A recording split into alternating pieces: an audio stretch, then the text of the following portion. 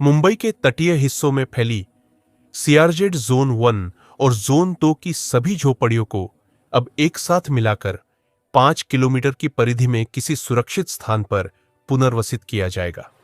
समुद्री तट के नजदीक जोखिम भरे इलाकों में रहने वाले हजारों परिवारों के लिए यह फैसला एक नई शुरुआत जैसा है। शहर में कुल 13,80,000 झोपड़ी संरचनाएं हैं।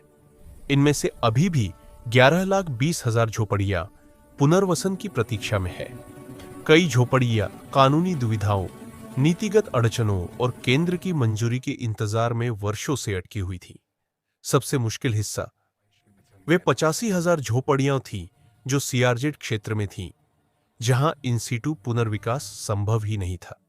लेकिन अब सरकार के नए निर्णय के तहत सीआरजेड 1 से हटाई गई जमीन पर पार्क, गार्डन और सार्वजनिक सुविधाएं विकसित की जाएंगी, जबकि सीआरजेड 2 में डेवलपर्स को सीमित सेल कंपोनेंट बनाने की इजाजत मिलेगी।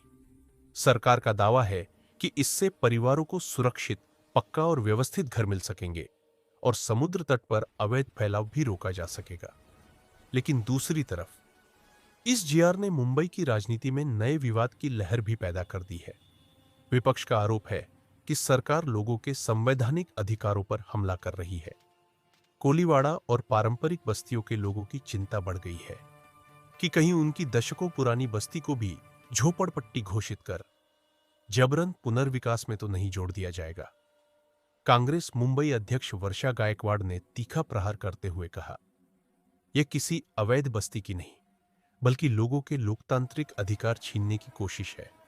आज स्लम है, कल सोसाइटी की बारी होगी।